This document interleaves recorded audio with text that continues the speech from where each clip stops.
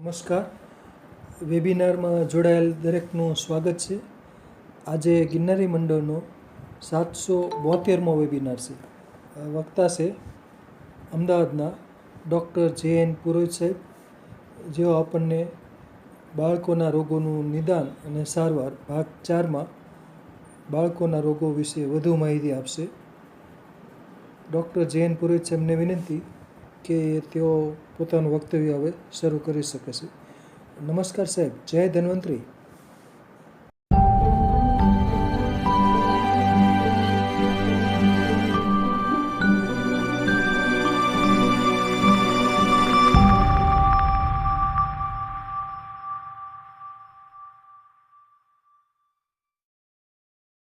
જય ધન્વંતરી સાહેબ, જય ધન્વંતરી.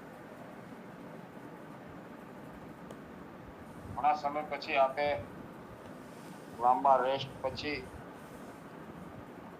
પાછો આપણો મુખ્ય વિષય વેબિનારની અંદર બાળકોના રોગ બાજુ આપણે ચર્ચા કરી રહ્યા છીએ. 772મો વેબિનાર ખૂબ જ મહત્વનો છે, કારણ કે આજે એક એવા રોગ માટેની ચર્ચા હું કરીશ કે જે 2-5 લાખમાં એકાદ પેશન્ટને આવો રોગ થતો હોય છે. અને આજે જુનાગઢથી શ્રી તેજસ પંડ્યા કોઈ મારો રેફરન્સ આપેલો એટલે બાળકને લઈને આવેલા, એની ચર્ચા હવે વેબિનારમાં કરશું. પણ તે પહેલા મારા કાયમના નિયમ પ્રમાણે આ વનસ્પતિને વંદના કરશું, આયુર્વેદને વંદના કરશું અને આપણા આજના વેબિનારને બાળ રોગ ઉપર 2 વર્ષ બોલવું હોય તો બોલી શકાય એટલો બધો મોટો વિભાગ છે, આખો ભાગ છે. કારણ કે જેટલું જ પુખ્ત બાલ, આબાલ, વૃદ્ધ અને યુવાવસ્થા, દેશકાળ, ઋતુ ને વયની અંદર જે પ્રમાણે આપણને બતાવવામાં આવ્યું છે ને એ પ્રમાણે બાળ રોગ 1 દિવસના બાળકથી લઈ અને અત્યારના સાયન્સ પ્રમાણે 8 વર્ષ, પણ આયુર્વેદમાં 12 વર્ષ સુધી બાળ રોગની ટ્રીટમેન્ટ કરવી, સારવાર કરવી જોઈએ, આવું આપણા ઋષિમુનિઓ આપણને કહી ગયા છે. પણ અત્યારના યુગ પ્રમાણે એમાં ઘણું બધું ચેન્જીસ આવતું હોય છે.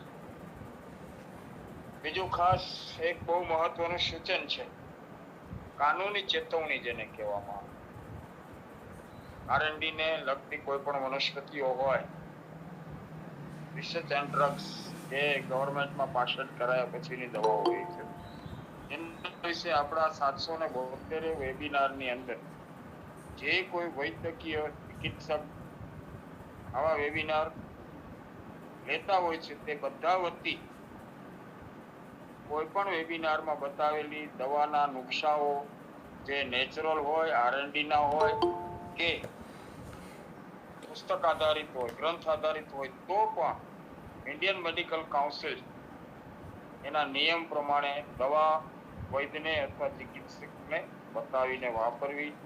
આ ખાસ 772 વેબિનારની સાથે બોલું છું, બધા જ વૈદ્યો માટે બોલું છું, મારા માટે એક માટે નથી. તો કાનૂની ચેતવણીને ધ્યાનમાં રાખીને કોઈ પણ દવાનો ઉપયોગ કરવો તો માં વનસ્પતિને હવે વંદના કરી. ઓમ આયુર્વેદાય નમઃ. ઓમ આયુર્બલમ યશોવર્ચ પ્રજા પશૂન વસૂનિ ચ બ્રહ્મ પ્રજ્ઞાંચ મેઘાંચ વન્નો દેહી વનસ્પતયે વન્નો દેહી વનસ્પતે. ઓમ શાંતિ શાંતિ શાંતિ. બાળ રોગ બાળ રોગની ઘણી બધી ચર્ચાઓ આપણે વેબિનારમાં કરી ચૂક્યા છીએ અને બાળ રોગ કેવી રીતે થાય એની શરૂઆત ભાગ 1 થી લઈ બધામાં થોડી આપણે ચર્ચા કરતા જ રહેલા છે. એ બાળ રોગ ખાલી માતા જ જવાબદાર નથી, પિતા પણ જવાબદાર છે. માતા માટે હું ખૂબ બોલ્યો છું ભાગ 1 ની અંદર. પ્રેગ્નન્સી અવસ્થાથી લઈ અને પ્રસૂતા સુધી આર્ય સન્નારીએ શું કરવું જોઈએ એના વિશે હું ખૂબ બોલ્યો છું. આનુવંશિક રોગો, હેરિડિટી અને જેન્સ રંગસૂત્ર જીનેટિક ડિસઓર્ડર અથવા તો જીનેટિક રોગો ની આજ ચિંતા વ્યક્ત કરું છું. કારણ કે આજે જુનાગઢ તેજસ પંડ્યા 5 દિવસ પહેલા મારી ઉપર ફોન આવેલો અને રિપોર્ટ મને મોકલેલો હતો કે સાહેબ મળવું છે અને મારે બેબીને લઈને આવવું છે. મારું મહત્વ વધારવા માટેની કોઈ વાત નથી, પણ આજે એક એવા કેસમાં ચિંતા વ્યક્ત કરું છું કે જો આપણે આપણી પ્રજા અને આપણા કુલક્ષણોને નહીં છોડીએ, આગામી 50 વર્ષમાં સૃષ્ટિ ઉપર તો જે ઈશ્વરે નિર્માણ કરે છે એ જ થશે. પુરોહિત સાહેબ કે એ પ્રમાણે કાંઈ ન થાય, પણ રોગોને રોકવા મુશ્કેલ થઈ જશે. એવો જ એક રોગ આજે હારિકા તેજસ પંડ્યા, ઉંમર વર્ષ 5. આ બાળકને આનુવંશિક લ્યુકોડિસ્ટ્રોફી, લ્યુકો શબ્દ આવે એટલે આગળ આપણે એની ચર્ચા કરશું. લ્યુકોડિસ્ટ્રોફી એક સામાન્ય રીતે વારસાગત વિકારોનું એક જૂથ છે અને જે મગજમાં શ્વેત દ્રવ્ય, સફેદ દ્રવ્યના અધોગિત દ્વારા વર્ગીકૃત થયેલા હોય છે. લ્યુકોડિસ્ટ્રોફી શબ્દ મૂળ ગ્રીકથી આવેલો છે. લ્યુકો એટલે સફેદ, ડિસ એટલે સામાન્ય અને ટ્રોફી એટલે વૃદ્ધિ, અસામાન્ય વૃદ્ધિ. સફેદ વસ્તુની અસામાન્ય વૃદ્ધિ થાય એને લ્યુકોડિસ્ટ્રોફી કહી શકાય મેડિકલ સાયન્સના નિયમ પ્રમાણે. આના ઉપરથી એ શબ્દ આવેલો છે લ્યુકોડિસ્ટ્રોફી. આવો રોગ 2-5 લાખ અથવા તો 10 લાખ બાળકોમાંથી એકાદ બાળકને આવો રોગ થતો હોય છે. છતાં પણ અત્યારના લાસ્ટ મેં એનો કોઈ એવો રિપોર્ટ નથી લીધો કે કેટલા વર્ષે થાય, પણ જનરલ આવો રોગ 2-5 લાખ વર્ષ 2-5 લાખ બાળકમાં એક બાળકને આ રોગ થતો હોય છે. આજે જે બાળકીને લઈને મારી પાસે આવ્યા હતા, એમની ઉંમર 5 વર્ષ અને વજન પણ 5 કિલો. લ્યુકોડિસ્ટ્રોફીના કારણે મસ્ક્યુલર ડિસ્ટ્રોફી પણ શરીરમાં આવી ગયેલું હતું. આ બધાને ચેક કરી ભગવાન ધન્વંતરીને પ્રાર્થના કરી છે કે 2015ની અંદર પરસોત્તમભાઈ કચ્છી પટેલ આણંદની અંદર એક અટકનો કેસની અંદર અર્ધ સફળતા મળેલી, તો ભગવાનને યાદ કરીને આમના માટે પણ સફળતા મળે એવો પ્રયત્ન કરું છું. લ્યુકોડિસ્ટ્રોફી કોષોની અપૂર્ણ વૃદ્ધિ અથવા એના વિકાસને કારણે થાય છે. માયલિન આવરણ ચેતાતંતુઓની આસપાસ એન્ટી ઇન્સ્યુલેટિંગ આવરણ ઉત્પન્ન કરે છે. લ્યુકોડિસ્ટ્રોફીને અનુક્રમે હાઇપોમાયલિનેટિંગ અથવા તો હિમાયલિનેટિંગ રોગો તરફનું એક વર્ગીકૃત ગણવામાં આવે છે. નુકસાન જન્મ પહેલા કે પછી થાય છે, એ આજની તારીખ સુધી એવું એનું કોઈ જજમેન્ટ નથી કે જન્મ પહેલા નુકસાન થાય છે કે જન્મ પછી થાય છે. અમુક ઉંમર પછી પણ થાય છે. 2 થી 8 વર્ષની જો 2 વર્ષ પછી થાય તો 8 વર્ષ સુધીનું જેનું આયુષ્ય હોય છે, ત્યારબાદ મૃત્યુ છે એવું આજનું મેડિકલ સાયન્સ કહે છે. કદાચ આયુર્વેદમાં એની કોઈ દવાઓ, ઘણા બધા વૈદ્યો છે, કોઈ પાસે કઈ હશે તો એનો આપણે ઉપયોગ કરી શકાય. જન્મ પહેલા અને જન્મ પછી થવાનું મુખ્ય કારણ આનુવંશિક પરિવર્તનનું આ પરિણામ હોય છે. જ્યારે શ્વેત પદાર્થ આપણા બ્રેઇનની અંદર હોય એને નુકસાન થાય અને આ શ્વેત પદાર્થ મગજના ટીબીમાં પણ આપણને ઘણા બધા આમાં હશે, સાહેબ હશે કોઈ તો ડોક્ટર સાહેબ કે એમને ખ્યાલ હશે,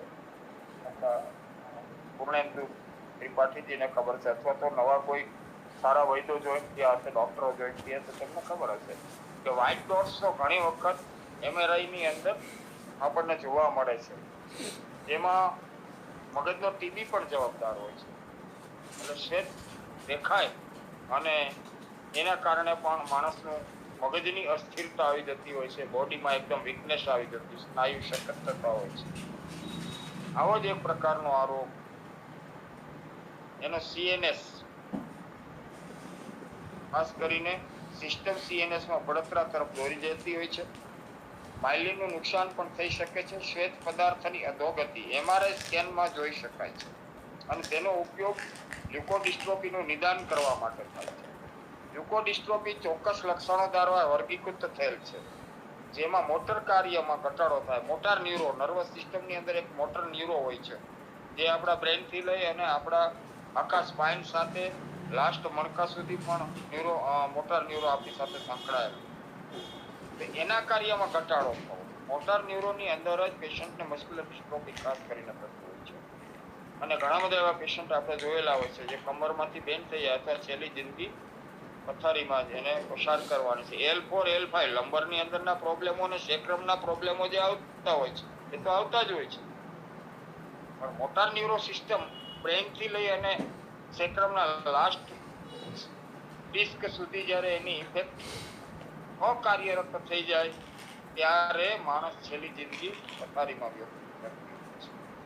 તો મોટર કાર્યમાં ઘટાડો થવા માટે થઈને નર્વસ સિસ્ટમ બી જવાબદાર છે, central point of critical atrophy બી જવાબદાર છે, સેરેબ્રલ પાલ્સી બી જવાબદાર છે અને મોટર નર્વસ સિસ્ટમ પણ જવાબદાર છે.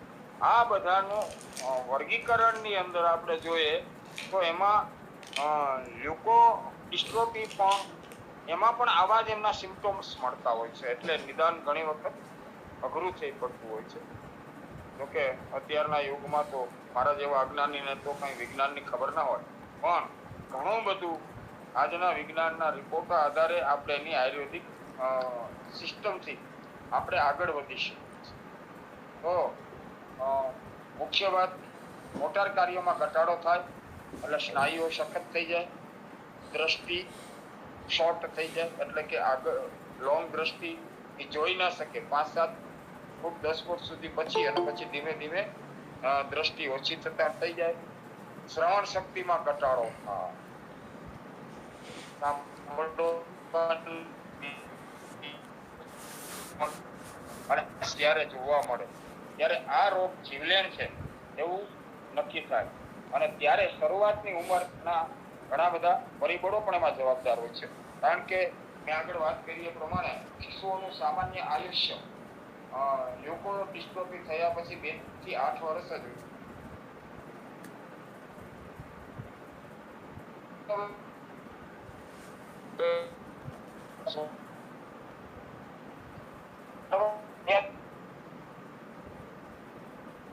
અસ્થિ અને મજા અથવા કોડ બ્લડનો ઉપયોગ કરીને અત્યારના આપણી આધુનિક સિસ્ટમમાં એમાં હેમેટોપોએટિક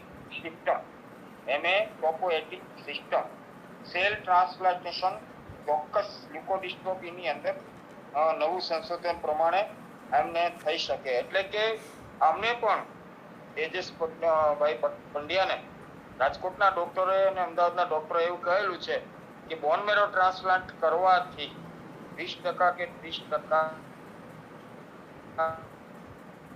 હોય.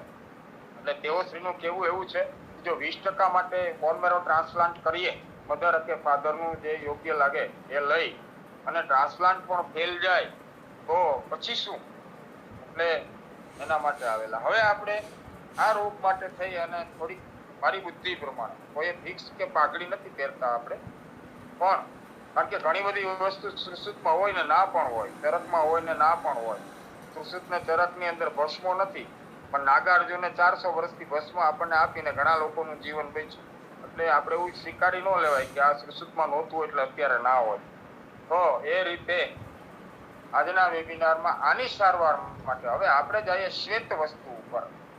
તો શ્વેત વસ્તુ વધારે પડતી આપણા કફાશય, કફના જે 5 પ્રકાર છે, અવલંબન કફ છે, સલાઈ કફ છે, એ બધા કફ બધાની સાથે સાથે પાછો હું આજથી 8 મહિના પાછળ જાઉં છું. એટલા માટે આજથી 8-10 મહિના પહેલા ઉદાન વાયુ ઉપર આપણા શરીરના ઉદરના 8 રોગોમાંથી ઉદાન વાયુ ઉપરના વધારેમાં વધારે મેક્સિમમ વેબિનાર આપણે લીધેલા હતા. તો ઉદાન વાયુ ગળાથી ઉપરની સાથે સંકળાયેલ છે અને આ નર્વસ સિસ્ટમ લ્યુકોડિસ્ટ્રોફી પણ મગજ સાથે સંકળાયેલી. તો ઉદાન વાયુના 3 પ્રકારના રોગ, નાક, કાન, ગળું, આંખ અને મસ્તક, આ 5 સાથે ઉદાન વાયુ સંકળાયેલો છે. એવી ચર્ચા ત્યારે આપણે કરી. અને ઉદર જંતુગત રોગો ઉદાન વાયુથી જ થાય. હવે આ રોગ અપાન વાયુ સાથે સંબંધ ધરાવે છે. એટલે જ 5 કે 10 લાખ બાળકોમાંથી એક બાળકને લ્યુકોડિસ્ટ્રોફી થાય. અપાન વાયુ એટલે નાભીથી નીચેના પાર્ટમાં આપણને વધારે જોવા મળતા સફેદ પદાર્થો જોવા મળે. દાખલા તરીકે શુક્રાણુ સફેદ છે, આપણા પ્રમેહ, આપણા 7-8 પ્રમેહ કહેલા છે, એમાં પણ પ્રમેહના પ્રકાર બતાવવામાં આવે છે, એ પણ સફેદ છે. ઘણા બધા પ્રકારના પ્રમેહ જોવા મળતા હોય છે. અને એ પ્રમેહ અને પ્રદરની અંદર પણ બહેનોને એક ગર્ભાશયની સાથે સંકળાયેલો રોગ શ્વેત પ્રદર અને જલ પ્રદર, આ બંને શ્વેત છે. અને રક્ત પ્રદરમાં રક્ત મિક્સ હોય છે, પણ શ્વેત પ્રદર અને જલ પ્રદર આ બંને પણ શ્વેત છે. તો વધારે પડતો આ અપાન વાયુ સાથે સંકળાયેલો નાભીથી નીચેના આપણા ટોટલ પ્રાઇવેટ પાર્ટની અંદર આ રોગ જોવા મળતો હોય છે. અને એમાં ફૂઈ એટલે કે એક પ્રકારના બેક્ટેરિયા, જેને બેક્ટેરિયલ ઇન્ફેક્શન કહેવામાં આવે છે, પુરુષોને પણ થાય છે અને બહેનોને ખાસ થતો હોય છે, જેનો પસ સેલનો રેશિયો 50 સુધી જોયેલો છે. 15, 17, 18 તો મિનિમમ હોય છે. વ્હાઇટ ડિસ્ચાર્જ થતું હોય છે, વાસ આવતી હોય છે, ઇચિંગ થતું હોય છે. એ પદાર્થો પણ સફેદ છે.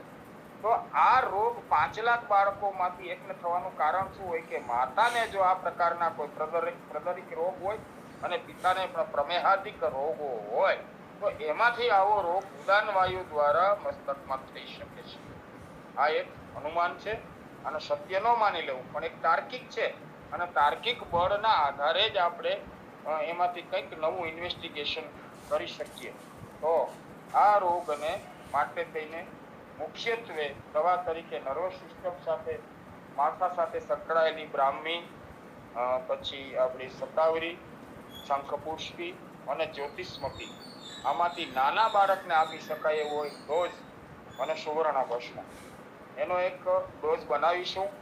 દર વખતે આમાં શું રિઝલ્ટ મળ્યું છે એ પછી એનો એક સ્લાઇડ શો રાખીને જો ભગવાન ધન્વંતરીની કૃપાથી એમાં 15, 20 કે 25% કે 50% આપણને રિઝલ્ટ મળે તો સ્લાઇડ શો સાથે આ એક કેસને એટલા માટે અહીંયા રજૂ કરવો છે કે હજુ પણ આપણે આપણા આનુવંશિક રોગોને જો રોકવાની કોશિશ નહીં કરીએ તો આવા રોગ જે 5 લાખ બાળકની જગ્યાએ 5000 બાળકમાં પણ જોવા મળી શકે છે. આ કોઈને ભયનો માહોલ ઉભો કરવાનો પ્રશ્ન નથી, પણ આજનું ખાનપાન, આજના વ્યસનો, આજનું જીવન ચરિત્ર, આ બધાની અંદર કઈ રીતને સુમેળ થાય. આપણે તો અત્યારે ખરેખર કહી ન શકાય. માનવ માટે બોલવું એક, મારા માટે તો એક એના પર એફઆરઆઈ કરવી હોય તો એ થઈ શકે એવું સરસ મજાનું, સરસ મજાનું નહીં પણ એફઆરઆઈ થઈ શકે એવી વાત છે. પણ હ્યુમન બોડીને અત્યારે આપણે ખતમ કરી રહ્યા છે અને એના માટે થઈને સાવધાન શું થવાનું છે, શું કરીશું તો આપણે આમાંથી બચી શકશું. એના માટે થઈ પ્રાચીન પરંપરા પ્રમાણેનું જીવન આધુનિક શૈલીની સાથે પણ આપણે જીવી શકીએ છીએ અને એની કોશિશ કરીશું તો આવા આનુવંશિક અનેક પ્રકારના રોગોને બચાવવા માટે થઈ અને આજથી પ્રયત્નશીલ થાય ત્યારે ત્રીજી પેઢીએ આ રોગોમાંથી મુક્ત થવાય છે. આપણે એવું સમજીએ છીએ કે કાલે જન્મે એ ઇટલીન બેમેરી ખાઈએ પીએ મજા કરીએ તો બાળકને જન્મે તે કઈ થઈ જવાનું નથી ને. આ તો 5 લાખનો વાત છે. આપણા બાળકને આવું થઈ જશે એવું આપણે વિચારીએ છીએ નહીં અને કાળજી આપણે લેતા નથી. હરેક સિસ્ટમ આખી, આજે મારી પાસે આપણા ગિરનારી મંડળના ભાઈ એક દવા માટે આવેલા હતા, તો અમારે આ જ ચર્ચા હતી કે ખાનપાનની મર્યાદાને આપણે ઓળંગી નાખી છે, જીવનના તમામ મર્યાદાઓની ઓળંગી નાખી છે, તો પછી હવે આપણે આમાં સારી સૃષ્ટિ અથવા તો સારા પરિવાર ઊભા કરવા માટેની કેવી રીતે અપેક્ષા રાખી શકીએ? આશા જ ન રાખી શકાય. એમાં ખાસ કરીને અત્યારના વ્યસનો અને વ્યસનો સાથેનો ખોરાક પણ જવાબદાર છે. તો મુખ્ય વિષય ઉપર પાછા આવીએ. બાળ વિભાગ આપણો ભાગ 4 આ રોગ વિશે જે મારે માહિતી આપવાની હતી એને પૂર્ણ કરી અને આગળ આપણે ભાર અને બરોળ બાળકની અંદર દંતોદ્ભવ દાંત આવતી વખતે બાળકને શું થાય અત્યારનું વિજ્ઞાન નથી સ્વીકારતું, પણ એવા સમયે બાળકને શું આપણે સારવાર કરવામાં આવે તો બાળકને દાંત આવતી વખતે એને ખબર ન પડે અને ધીમે ધીમે બાળક તંદુરસ્ત અવસ્થાની અંદર એમને દાંત આવી જાય એના વિશેની ચર્ચા ભાગ 3 ની અંદર કરી ચૂક્યા છીએ. હવે વાત કરશું આજે આપણે બાળકના અતિસાવ, ડાયરિયા.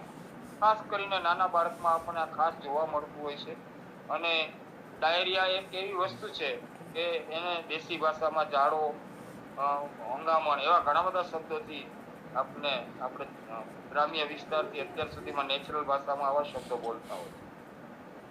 એવા ઘણા બાળકોને જોયેલા છે. હાથ પગ એકદમ પાતળા થઈ ગયા અને પેટ મોટું હોય એટલે આપણી એક કહેવત છે કે હાથ પગ દોરડી અને પેટ ગાગરડી, એટલે મોટું પેટ હોય અને હાથ પગ એકદમ પાતળા પડી ગયેલા હોય. ટોટલી મિનરલ્સ બોડીની અંદર એબ્ઝોર્બ ના થવાને કારણે બાળક એકદમ વીક થઈ ગયેલું હોય. આવા સ્થિતિની અંદર બાળકને પાછું મજબૂત બનાવવા માટે અને એને આવા પ્રકારના ડાયરિયાને રોકવા માટે શું કરવું જોઈએ એની ટ્રીટમેન્ટ આપણા ઋષિ પરંપરા મુજબ આપવામાં આવી છે. તો જે બાળકને અતિસાર રહેતો હોય, વારંવાર એમને ઝાડા થઈ જતા હોય, ખોરાક પાચન ન થતો હોય, આવી સ્થિતિની અંદર લીંડી પીપર, મજીઠ, કાકડા શીંગી અને નાગરમોર આ ચારેય વસ્તુનું ચૂર્ણ બનાવી અને મધની સાથે આપવામાં આવે તો જ્વર, ઉધરસ, ઉલટી અને અતિસાર. શાસ્ત્રની મર્યાદા, શાસ્ત્રનું કાર્ય તો એની મીમાંસા તો જોઈએ તો આપણને ખ્યાલ આવે. વાત આપણે અતિસારની જ છે, પણ આ 4 ઔષધને ભેગા કરવામાં આવે તો બાળકને તાવ, ઉધરસ, ઉલટી અને ઝાડા આ બધાની અંદર ખૂબ જ સરસ મજાનું પરિણામ આપે એવી વનસ્પતિ છે અને આ વનસ્પતિ નેચરલી રીતે હરેક જગ્યાએ આપણને મળી શકે છે. છતાં પણ આ શરૂઆતમાં એક વાત કરી છે એ પ્રમાણે રિપીટ કરું છું કે દવાઓ કાનૂની દ્રષ્ટિએ વૈદ્યોના માર્ગદર્શન નીચે, ચિકિત્સકના માર્ગદર્શન નીચે પૂછપરછ કરીને વાપરવી. ત્યારબાદ દાડમ પાક, પાકશાસ્ત્રની અંદર આપણે દાડમ પાકની તો વાત કરી ગયા છીએ, છતાં પણ બીજી વખત વાત કરીએ તો દાડમનો રસ કાઢી એને ગરમ કરી અને ધીમે એ રસ સરસ ઘટ્ટ થઈ જાય ત્યારબાદ એની અંદર ગુલાબની પાંખડી અને ચાસણી આવે એ રીતે થોડી ખાંડ નાખીને હલાવવાથી દ્રાવણ પાછું પાતળું થશે અને પાતળું થયેલું દ્રાવણ પાછું જ્યારે ઘટ્ટ થવા માંડે એટલે નીચે ઉતારી લેવું. અવલેના સ્વરૂપમાં પણ લઈ શકાય છે અને પાકના સ્વરૂપમાં પણ દાડમ પાક લઈ શકાય છે. પાક બનાવવો હોય તો થોડીક સાકર નાખ્યા પછી વધારે ટાઈમ સુધી હલાવવું અને અવલે ટાઈપનું રાખવું હોય તો 50% જે 1 કિલો દાડમ કે 2 કિલો દાડમનો રસ કાઢેલો હોય એના 50% સાકર નક્કી કરી હોય એની જગ્યાએ 25% સાકર નક્કી કરવી. પાક ઘટ થાય એટલે નીચે ઉતારીને ઠંડુ થાય ત્યારબાદ એમાં મધ ઉમેરી શકાય. આવો દાડમ પાક આપવાથી પણ બાળકને અતિસાર, કાયમી રહેતા ઝાડા અને મેઇન તો આ પાક મોટા પણ લઈ શકે. જે લોકોને કોલાઇટિસનો પ્રોબ્લેમ હોય એના માટે પણ છે અને બાળકોને માટે તો ખાસ આવી રીતનો દાડમ પાક તૈયાર કરી અને દિવસમાં 2 વખત 1 ચમચી આપવો અને કડાના મૂળની ઉપરની છાલ ઘાસમાં વાટી અને તે હિંગ નાખીને આપવો અથવા તો કડા પાક આપવો. કારણ કે કડા પાક એમના બીજને આપણે એક પ્રકારનું પેલું કહેતા હોઈએ છીએ કડાના પાકની કુટજ, કડા એટલે કડા એટલે કુટજ કહેતા હોય છે અને એ કુટજમાંથી પણ એક કડા પાક તૈયાર થાય એ અને દાડમ પાક આપવામાં આવે તો બાળકને અતિસારની સાથે સાથે માતાના ઉદરમાંથી કોલાઇટિસ એટલે સંગ્રહણી જેવા રોગને લઈ અને બાળક જો જન્મેલું હોય તો આવા બાળકનું યોગ્ય નિદાન વૈદ્યો પાસે કરાવી અને આ બે પ્રકારના પાક એને આપવામાં આવે તો નાના બાળકની સંગ્રહણી અને અતિસાર. જ્યારે સંગ્રહણી અને અતિસાર આ બેને અહીંયા થોડો ભેદ બતાવ્યો. ભેદ એટલા માટે કે કાયમી અતિસારની અંદર ની દવા અને સંગ્રહણીમાં દવાનો પ્રકાર થોડો એટલા માટે બદલાવવામાં આવ્યો કે તાત્કાલિક સંગ્રહણીના દર્દીને એટલે કે બાળકને જો વધારે પડતા કબજિયાત કરતા જાયફળ છે, જાવિત્રી છે, અફીણ છે, અફીણ તો હવે આપણે નાર્કોટિક્સમાં આવે છે એટલે નથી વાપરતા, પણ વધારે પડતા કોફીના સેવન છે, આવી દવાઓ અથવા તો લોકોમાઇડ કે જે કંઈ એલોપેથિકની દવાઓ હોય ડોક્ટરે આપી હોય એનું સેવન કરાવવાથી સંગ્રહણીમાં ડિડેનિયમ અને ઇન્ટેસ્ટાઇન બંનેને નુકસાન થાય. સંગ્રહણીના ઝાડાને એક સાથે નહીં રોકવાને માટે થઈ અને બિલવાદી, બિલ્લું, દાડમ અને કડા પાક આ પાક બાળકને આપવા માટેનું કહું છે. જેમ નાનું બાળક 6 મહિનાનું હોય તો એના માટે થઈને એ ટાઈપના ડ્રોપ હોય છે કે જે એ ડ્રોપ આપી શકાય અને સિરપ ના આપી શકાય કે આ લોકોની ભાષામાં એને કંઈક કહેવામાં સસ્પેન્શન કે એવું કંઈક કહે છે. એવી રીતે નાના બાળકની ટ્રીટમેન્ટ કરતી વખતે સંગ્રહણી અને અતિસારની અંદર એક સાથે બંધ કરવાથી એના આંતરડાને અને એની આંતરડાની દિવાલોની ઇન્જરી ન આવે તેના માટે કડા પાક અને દાડમ પાક શાસ્ત્રના વિભાગમાં પણ જોવા મળે છે. ઘણા બધા આપણા સારા વૈદ્યો પણ આ વસ્તુ બનાવે છે અને આની ખાલી એક પોસ્ટ મૂકવામાં આવે તો ક્યાંયથી ને ક્યાંયથી બનાવી આપે એવા પણ વ્યક્તિઓ છે. તો કડાના મૂળની છાલ હિંગમાં આપવી, કડા પાક આપવો, દાડમ પાક આપવો એટલે સંગ્રહણી ને અતિસારમાંથી બાળકને ઘણું સારું પરિણામ મળે. જ્યારે આ વસ્તુની શરૂઆત હોય, હજુ તો સામાન્ય સ્થિતિના અતિસાર શરૂ થયા હોય, કારણ કે હરેક રોગીને જો પેલા વસ્તુ નિદાનને એટલું બધું મહત્વ આપવામાં આવ્યું છે આયુર્વેદ શાસ્ત્રમાં કે ન ભૂતો ન ભવિષ્ય. નિદાન ન થાય તો દવા થાય જ નહીં. આપણે ઘણી વખત લખીએ છીએ ફલાણું લેવાથી ફલાણું થાય, ઢીકડું આ થાય, ફલાણું થાય, પણ જ્યાં સુધી ચોક્કસ નિદાન નહીં હોય ત્યાં સુધી રોગ માટે બતાવેલી દવાઓ નુકસાન પણ કરી શકે. એટલે ખાસ નિદાન પરત વે દવાનો ઉપયોગ. ધાણી, સામાન્યમાં સિંધાલું મીઠું નાખવું, આંબાની ગોટલી આ બધું સંભાગે ચૂર્ણ કરી અને મધમાં આપવાથી ઉલટી અને અતિસાર બંનેનો નાશ કરે. પણ નિદાનની મેં વાત કરી છે તો ઉલટી ને અતિસાર કોઈ સામાન્ય નાનપણમાં નાના બાળકને એમને જ થયેલું હોય, કોઈ પણ પ્રકારનો ખોરાક બાળક લેતું ન હોય અને લેતું હોય તો સામાન્ય ખોરાક આપતા હોય ને ઉલટી ને અતિસાર, જ્યારે સ્ટમક અને ઇન્ટેસ્ટાઇન આ ડિસ્ટર્બ થઈ અને ઉલટી ને અતિસાર થતું હોય ત્યારે એને આંબાની ગોટલી, ધાણીને સિંધવ આપવાથી ધીમે ધીમે અતિસાર અને ઉલટી બંનેને નાશ કરે.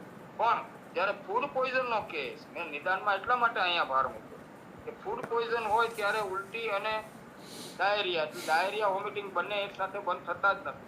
વોમિટ બંધ કરો તો ડાયરિયા શરૂ થઈ જાય, ડાયરિયા બંધ કરો તો વોમિટિંગ બંધ થઈ જાય. એટલે પેલા આપણે કપૂર, કાચલી છે આવી વસ્તુ આપીને આંબાની ગોટલી છે એવું આપી અને ઉલટીને બંધ કરી અને ધીમે ધીમે અતિસારનો નાશ થાય એવી રીતની દવાઓ પહેલાના કાળમાં આપણા વૈદ્યો આપતા હતા. તો આટલા સમયની અંદર કોઈ પણ વસ્તુને એકદમ એક સાથે બંધ કરી દેવામાં આવતી નથી. અને અવાજની બેટા અવાજની મારો વેબિનાર ચાલુ છે. મધમાં આપવું, ઉલટી અને અતિસારમાં ધીમે ધીમે બંધ થાય એવી કોશિશ કરીએ. લીંડી પીપર, રસાંજન, આંબાની ગોટલીનું ચૂર્ણ આ પણ મધમાં આપવામાં આવે તો પણ ઉલટી અને અતિસારમાં ખૂબ જ સારો ફાયદો મળતો હોય છે. લીંડી પીપરમાં પણ એક આ ગુણ છે અને રસાંજનમાં પણ આ ગુણ છે. આંબાની ગોટલી તો સદૈવ આ એક હાથવગુ હથિયાર નેચરલ તરીકે જેનો આપણે ઉપયોગ કરી શકીએ એવી છે.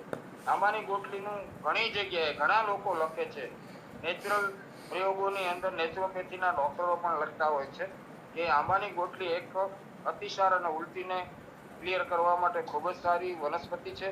અને આંબાની ગોટલી તો ગર્ભિણીને જ્યારે ઉલટી થતી હોય ને આ અતિસાર હોય ત્યારે પણ આપવા માટેની ભલામણ આપણા શાસ્ત્રએ કરેલી.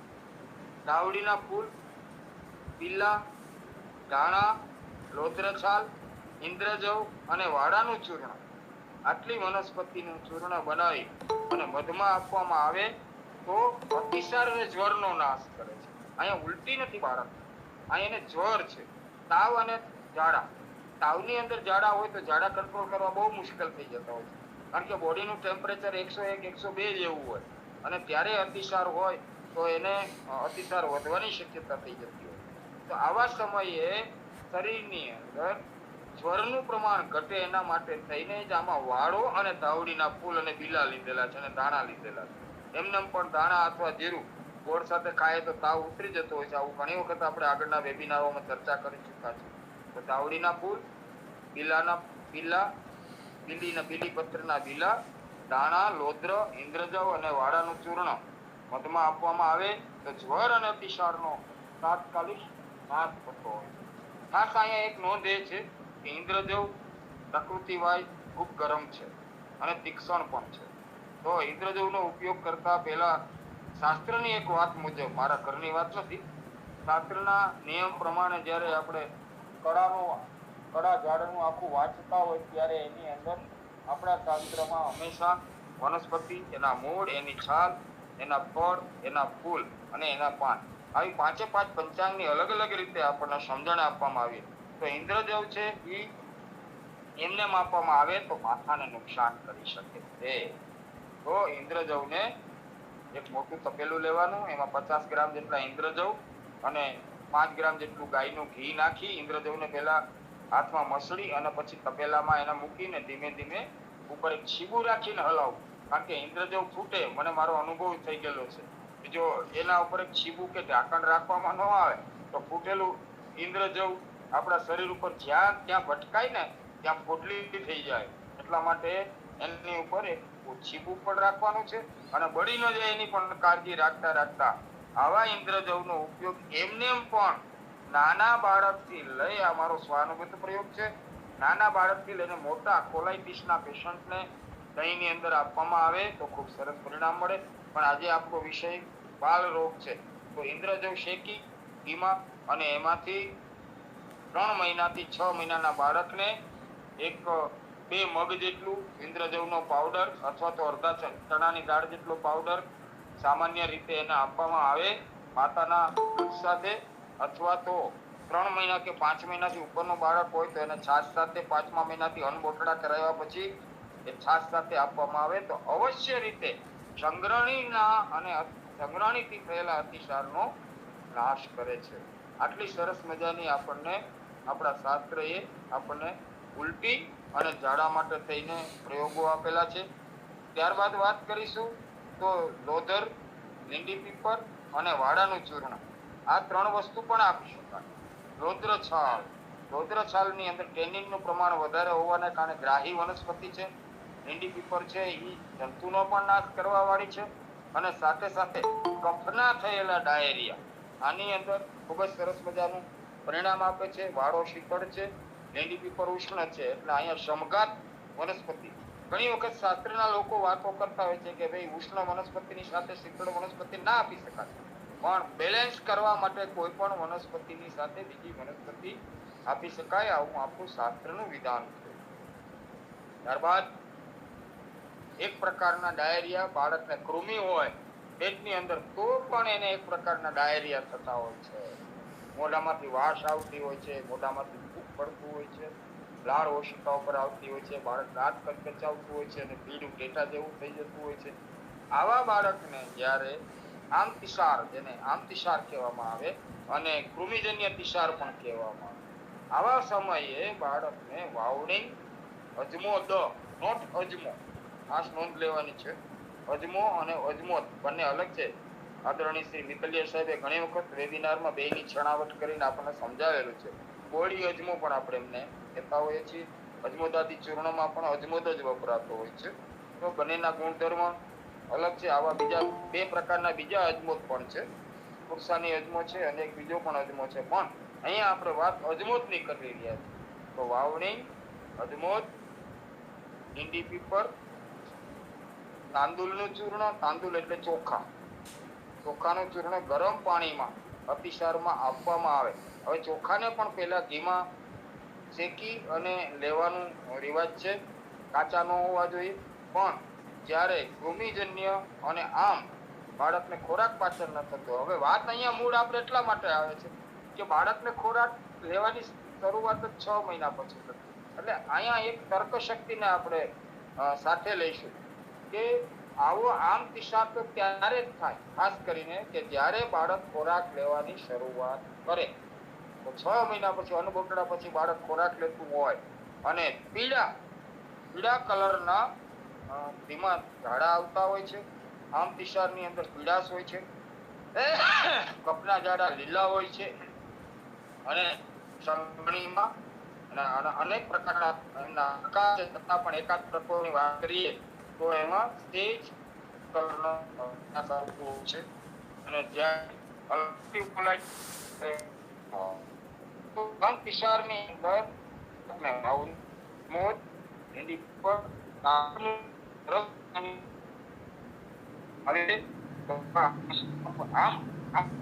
નિદાન 100% થવું જોઈએ. નિદાનનું રાજ્યને વધારે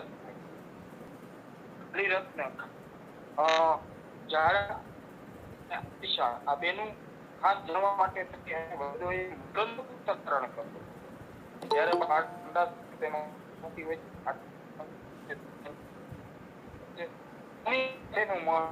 જ્યારે થોડુંક મળ આવે અને પછી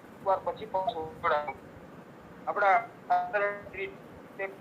વાત સમજાવી કે સવારે આપણે પેટ સાફ આવે તો એની ખાતરી કરી તો કે જે પાકેલું ફળ જમીન ઉપર પડી મળી શકે.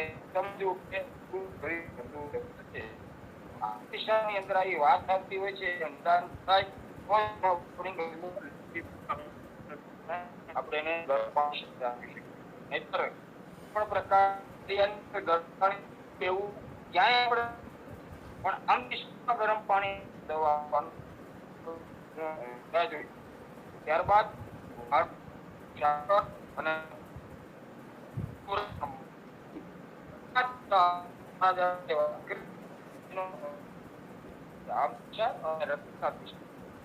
રક્તપિશાબની અંદર હાડો મુખ્યત્વે છે.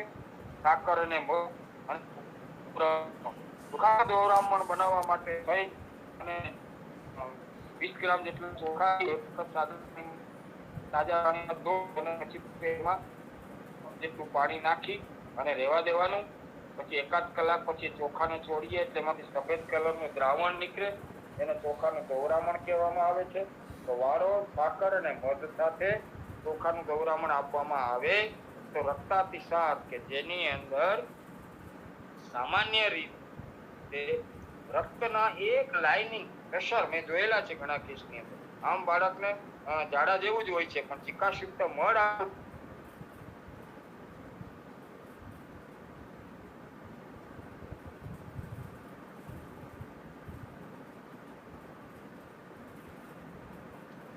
શ્વાસ હોય અને ઉલટી હોય તો આ બધાની અંદર ઉપરની દવા છે એ વ્યવસ્થિત રીતે કામ કરતી હોય છે.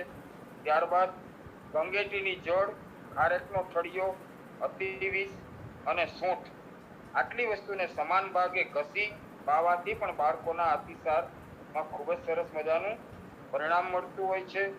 લવિંગ 7 નંગ શેકેલા મોટા ચણાના ફોતરા 2 ગ્રામ જેટલા, જે આપણે શેકીને ચણા ખાતા હોય ને લદારિયા, જે આપણે આ વખતેના વેબિનારમાં બધાએ ખાધેલા એવા ચણાના ફોતરા 2 ગ્રામ લઈ એમાં 7 લવિંગ નાખી અને એનો પાવડર કરી ફોતરાનો બંનેનો એને ઝીણા વાટીને પછી નદીમાંથી છીપ લાવી અને 5 છીપ લાવી અને ચૂલામાં એને બાળી પછી આ પાણીમાં ઉકાળવી. એ બળી ગયેલી છીપને આના પાણીના એટલે કે એમાં 7 લવિંગ, શેકેલા ચણા અને પાણીની અંદર જબોરવી. ગરમ કરીને જબોરી પણ શકાય અને વાટીને બાળીને એમાં નાખી પણ શકાય. તેમાંથી એક પડીકી બાળકને આપવાથી બાળક દૂધ ઓપવું હોય તો એ પણ શાંત થઈ જાય છે. બાળકોના અતિસાર, બાળકોનો મરડો, બાળકોની સંગ્રહણી આ બધા ઉપર બહુ સરસ મજાનું પરિણામ આવે છે. પણ આ પ્રયોગ વૈદ્યોએ જ કરવો, આપણી રીતે છીપનો પ્રયોગ કરવો નહીં. નહીં તો બાળકને મોઢાની અંદર ચાંદા પડી જાય. છીપ છે અતિશય ઉગ્ર છે તો તો એનો પ્રયોગ ન કરી શકાય આપણાથી. એટલે વૈદ્યોને આનો પ્રયોગ બતાવી શકાય અને એ પ્રમાણે પ્રયોગ કરી શકાય. સંગ્રહણી ઉપર ખાસ કરીને બાલ કુટજા અવલેખ, બાલ ચાતુર ભદ્ર, પીપલિયાદી ચૂર્ણ, બાલ ગાંગેરી ધ્રુત, લાજાદી ચૂર્ણ, આવી ઘણી બધી દવાઓ છે એ બાળકના અતિસારની અંદર આપણે એનો ઉપયોગ કરી શકતા હોય છે. ત્યારબાદ ઘણી વખત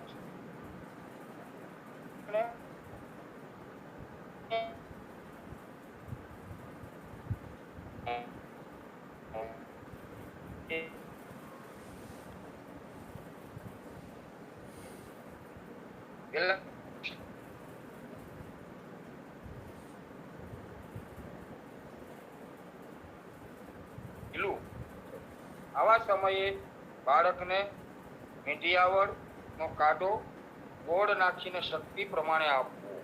આ પ્રયોગો બધા 6 મહિના પછીથી 1 વર્ષના બાળકને આપી શકાય, 1.5 વર્ષનાને આપી શકાય ને 6 મહિના પછી 8 મહિના પછીના ખોરાક ટૂંકમાં લેવાનો શરૂ કરે પછીથી 2 મહિના પછીના એટલે કે 8 મહિના પછીના બાળક માટે જ આ પ્રયોગ કરવો. ખાસ કાળજી રાખવી. મીઠિયાવળનો કાઢો આપવો સમજણપૂર્વક આપવો જોઈએ. મીઠિયાવળ લાંબો સમય સેવન કરવાથી એક અમૃત વનસ્પતિ હોવા છતાં પણ આંતરડાઓને નુકસાન થઈ શકે, તો એને શક્તિ પ્રમાણે ગોળ નાખીને આપી શકાય.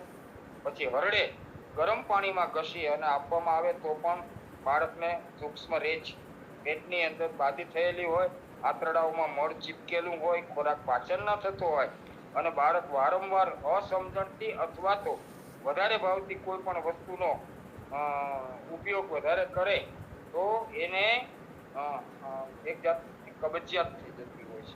બાળક તો બાળક હોય છે, પેંડા ભાવે તો વધારે પેંડા પણ ખાઈ લે.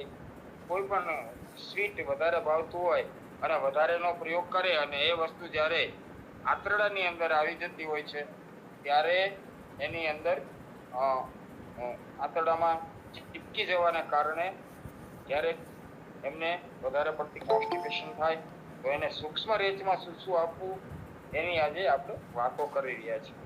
રેવંચીનો શીરો ચણોઠી ભાગ અથવા 2 ચણોઠી ભાગ મધ અથવા ગોળમાં આપવો પણ ખાસ ધ્યાન રાખવા. વૈદ્યના માર્ગદર્શન સિવાય આ પ્રયોગ સામાન્ય લોકોએ કરવો નહીં. કારણ કે મધ અને ગોળ એ તો બરોબર છે પણ રેવંચી એક મહારેચની અંદર પણ એની ગણના થાય. એટલે સમજણપૂર્વક એનો પ્રયોગ કરી શકાય.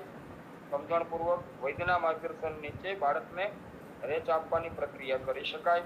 ત્યારબાદ ગુલાબની કળી, બાળ હરડે અને સોનામુખીનો કાઢો આ પણ 2 વર્ષના બાળકને આપી શકાય. ગુલાબ કળી પણ અને સોનામુખી એ પણ એની ગણના વેચમાં પણ થતી હોય છે, એટલે માત્રામાં ખાસ ધ્યાન રાખી અને 1 ચણાથી 2 ચણા જેટલું વસ્તુ આપી અને પ્રયોગ કરવો જોઈએ. ત્યારબાદ નાભી ઉપર ઘણી વખત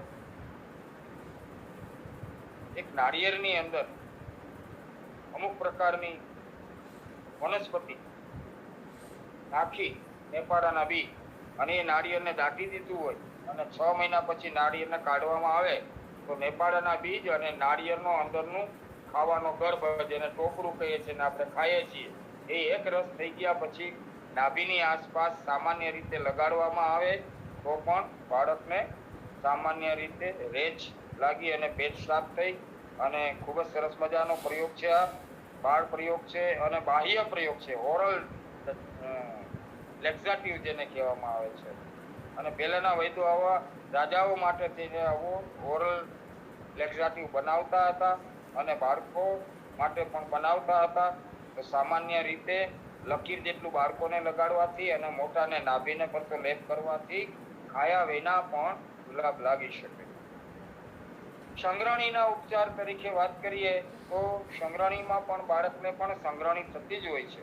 હવે સ્પેશિયલ ટોપિક તરીકે અત્યારે આપણે અતિસારના ટોપિકની અંદર પણ સંગ્રહણી વિશે ઘણી બધી વાતો કરી નાખી છે, છતાં પણ સ્પેશિયલ ટોપિક તરીકે લેક્ઝાટિવ જ્યારે બાળકને સંગ્રહણી થાય તો લેક્ઝાટિવ એટલે કે વધારે પડતા ઝાડા થઈ જતા હોય છે, બાળક નંખાઈ જતું હોય છે, એના 3-4 પ્રકાર છે. એ પ્રમાણે સંગ્રહણી થઈ હોય તો સંગ્રહણીનો ઉપાય બાળકો માટે સ્પેશિયલ એક એનો ટોપિક અલગ મૂકેલો છે. જેમાં અજમો, જીરું, મરી, લીંડી પીપર, ઘીમાં શેકેલા ઇન્દ્રજીવ અને સૂક્ષ્મ ચૂર્ણ આ બધી વસ્તુ સંભાગે લઈ અને મિક્સ કરી, અહીં અજમો જ નથી કહ્યું, અજમો કયો છે. બે અજમાનો ઉપયોગ કેવી રીતે કરવો એ આપણે જાણીએ જ છીએ, બહુ એની છીણાવટ નથી કરતા, પણ અજમો, જીરું, મરી, લીંડી પીપર, ઇન્દ્રજવ અને સૂંઠ આનું ચૂર્ણ મધની સાથે આપવામાં આવે તો બાળકોની સંગ્રહણીમાં ખૂબ સરસ મજાનું પરિણામ મળતું હોય છે. ત્યારબાદ લીંડી પીપર અને સૂંઠનું ચૂર્ણ પણ મધમાં આપી શકાય. અને વધારે સાથે શરદી હોય તો ત્રિકટું સૂંઠ, મરીને લીંડી પીપર ત્રણેયને લઈ અને આપવામાં આવે તો કફજન્ય સંગ્રહણીમાં પણ સરસ મજાનું આપણને પરિણામ જોવા મળે. લીંડી પીપર, સૂંઠ, બિલ્લા, નાગરમોથ અને અજમાનું ચૂર્ણ મધમાં અને ઘીમાં વિષમ ભાગે આપવામાં આવે તો પણ બાળકોની સંગ્રહણીમાં ખૂબ સરસ મજાનું પરિણામ આપણને જોવા મળતું હોય છે. સૂંઠ અને બિલ્લાનું ચૂર્ણ ગોળમાં આપવાથી પણ બાળકની સંગ્રહણી ત્રિદોષજન્ય સંગ્રહણી હોય તો એનો પણ નાશ થાય છે.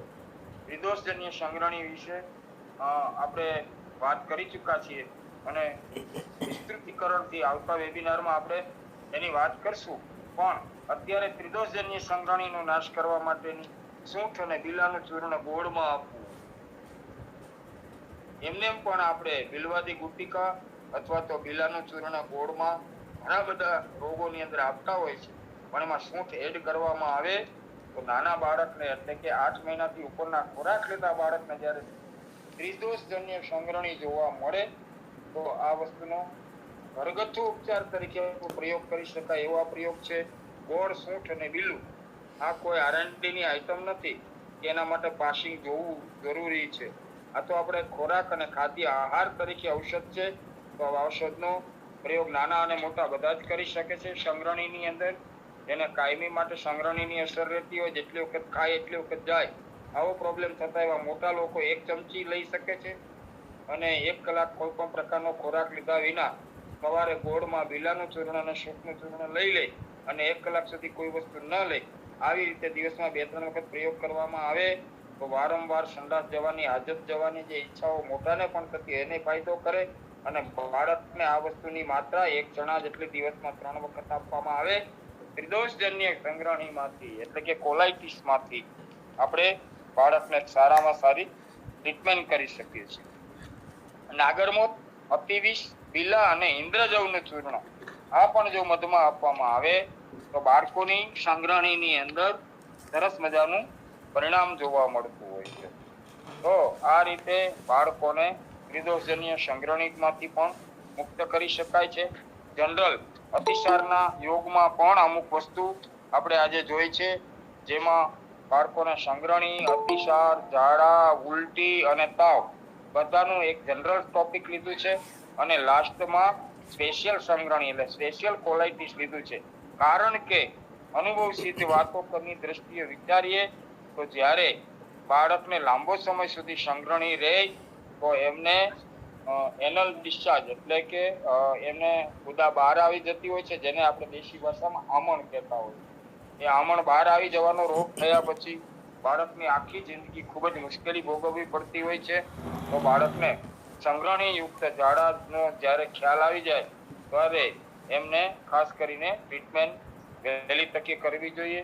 હવે આવતા વખતના વેબિનારની અંદર આપણે બાળકોને શ્વાસકાશ ઉપર જે કંઈ ટ્રીટમેન્ટ આપવાની હશે તેના ઉપર બાળકોનો શ્વાસ, ઉધરસ, શરદી, હેડકી, વધારે પડતી તૃષારોગ એટલે શ્વાસ કરવો, વાયુ આપણો અના આવા બધા ઉપચારની વાતો આવતી વખતે આપણે કરશું. તો આજના વેબિનારમાં જે કંઈ વાતો કરી છે એ શાસ્ત્ર આધારિત છે. કાનૂની દ્રષ્ટિએ કોઈ પણ દવાનો ઉપયોગ કરતા પહેલા વૈદ્યનું માર્ગદર્શન લેવું અને આજે ભાગ 4 ની અંદર આટલી વાતો કરી અને આજના વેબિનારને આપણે અહીંયા પૂર્ણ કરશું. સર્વત્ર સુખિનઃ સંતુ, સર્વે સંતુ નિરામયા, સર્વે ભદ્રાણિ પશ્યન્તુ, મા કશ્ચિત દુઃખમાપ્નુયાત. ઓમ શાંતિ શાંતિ શાંતિ. ખૂબ ખૂબ આભાર ડૉક્ટર જૈન પુરોહિત સાહેબનું, જેમણે આજે બાળકોના રોગોનું નિદાન અને સારવાર ખાસ કરીને અતિસાર, સંગ્રહણી અને એવા બધા જે ઝાડા ઉલટી અને સંગ્રહણીને આ બધું ક્રુમિન એના ઉપરના જ ઘણા બધા ઘરગથ્થુ તેમજ શાસ્ત્રોક્ત બધા પ્રયોગો જણાવેલ છે. અને એક સ્પેશિયલ જેનેટિક ડિસઓર્ડર લ્યુકોડિસ્ટ્રોફી વિશે પણ માહિતી આપી. હવે વૈદ્ય શ્રી વિનોદભાઈ ઠક્કર સાહેબને વિનંતી કે 2 શબ્દો કહેશે. ઠક્કર સાહેબ. જય ધન્વંતરી. પુરોહિત સાહેબને પ્રણામ.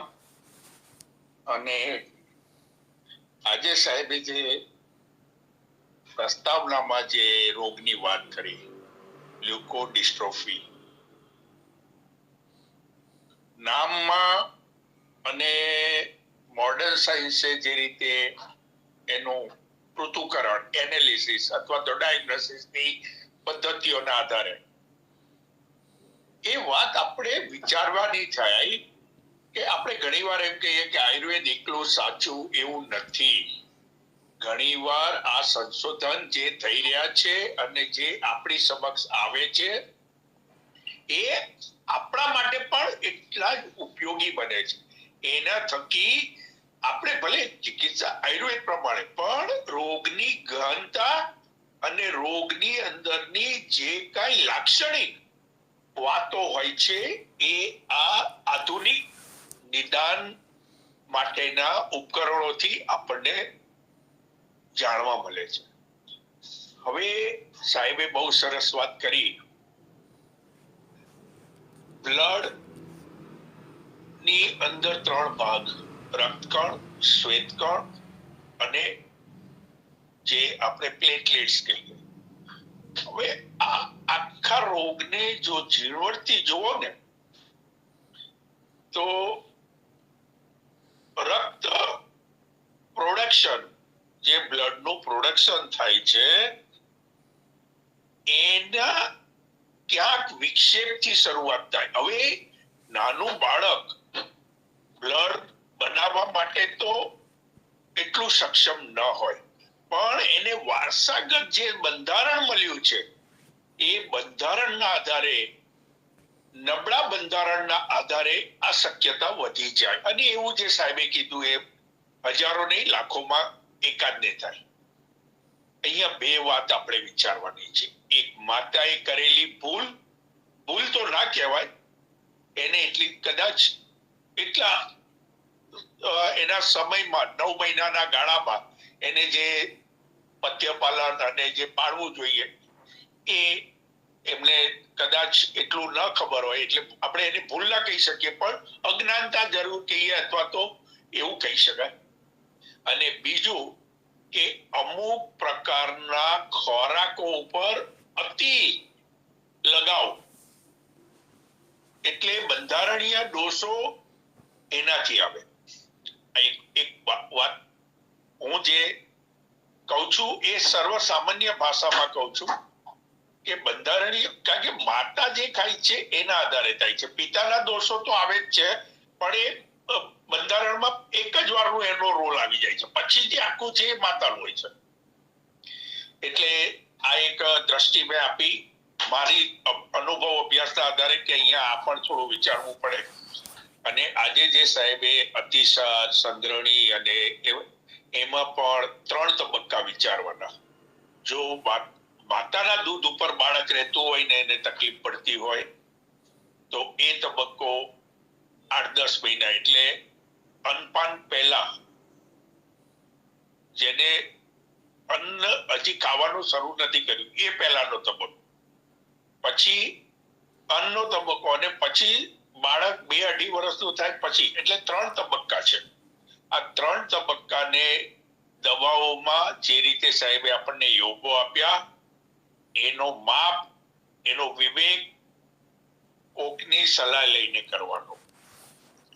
કારણ કે ઘણી દવાઓની માત્રા બહુ ઓછી હોય અને જો ભૂલથી પણ થોડી માત્રા વધારે અપાઈ જાય તો સારું ઈચ્છા અને સારા હેતુથી આપણે કરેલું કામ આપણને તકલીફમાં મૂકી શકે.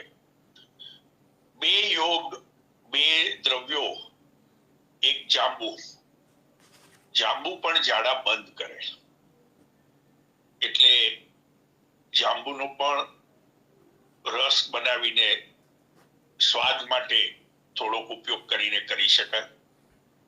અને થોડી ખસખસ પણ સંગ્રહણી, કારણ કે દીપન પાચન અને ગ્રાહી છે, એટલે ખસખસને પણ ઓછી માત્રામાં બીજા ઘટકોની સાથે મેળવીને આપણે લાભ લઈ શકાય. આમ તો સાહેબે ઘણા બધા યોગો આપ્યા જ છે, એટલે વિશેષ કંઈ ન કહેતા આ બે સ્વાદ માટે અને એના ગુણના હિસાબથી જાંબુના સરકામાં અથવા તો જાંબુના રસમાં દવા ભેળવીને આપીએ તો બાળકને સ્વાદ પણ સારો લાગે અને બાળક હોશે હોશે દવા લે, અને એ પાછો ગ્રાહી છે, જાંબુ ગ્રાહી છે. એટલે આટલું કહી વિરામ લઈશ. જય ધન્વંતરી. જય ધન્વંતરી. આભાર પૂરક માહિતી આપવા બદલ. ખૂબ ખૂબ આભાર. સરસ રહ્યું વક્તવ્ય. ખૂબ ખૂબ આભાર ડૉક્ટર જૈન પુરોહિત સાહેબનો, જેમણે આજે બાળ રોગો વિશે વધુ માહિતી આપી. સરસ રહ્યું વક્તવ્ય. આભાર. સરસ.